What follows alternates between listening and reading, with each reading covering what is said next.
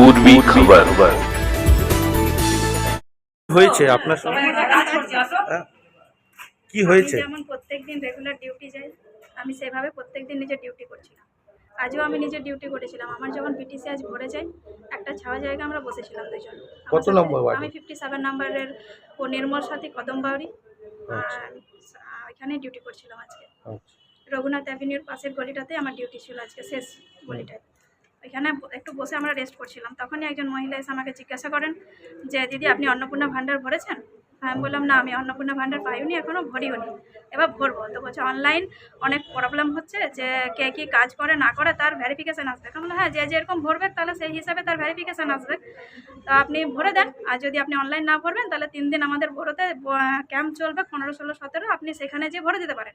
তো বলছে ওইখানে ভরে কি করব, ওই ফর্ম তো পড়েই থাকবে। বিজেপি সরকার যা করছে, আমাদেরকে যেভাবে হেনস্থা করছে, আর পাচ্ছি না। তা এগুলো আদৌ দিবে কি না জানি না। তাহলে আপনি ভরে দেখুন, অনলাইন ভরুন বা আপনি অফলাইন ভরুন, কোনো একটা ভরে দেন। তো বলছে এগুলোর জন্য তো সব আমাদেরকে মমতা ফাঁসাই দিয়ে গেল। তো আমার শুধু এতটুকু বলতে, আপনি কী করেছেন মমতা দিয়ে যে আপনাকে ফাঁসিয়ে দিয়ে গেছে? বলছে এই লক্ষ্মী ভাণ্ডারটা উনি তো করে দিল, আজকে যদি না হতো কিছু কী করে দিয়ে গেল, উনি যত বাংলাদেশি দিকে এখানে ঢুকাচ্ছেন। আমি বললাম আমি দেখুন, আমি তো ডিউটি করি, কে বাংলাদেশি ঢুকাচ্ছেন বা কী করছেন আমার তো সেগুলো জানার দরকার নেই, আমি ডিউটি করি বাড়ি যাই। বাস এতটাই বললাম। উনি তখন আমাকে বলছেন তুমি ওকে সাপোর্ট করছো, তাহলে কি তুমি মুসলমানই যে তুমি ওকে সাপোর্ট করছো?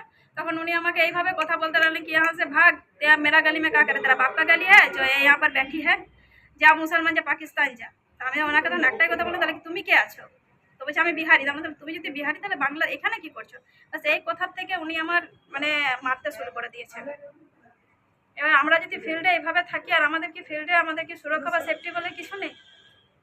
আমাদের এটাই আমার কাছে সরকারের কাছে বা আমার हमारे चैनल को लाइक शेयर सब्सक्राइब करना ना भूलें और बेल आइकन को दबाना ना भूलें और देखते रहें पूर्वी खबर।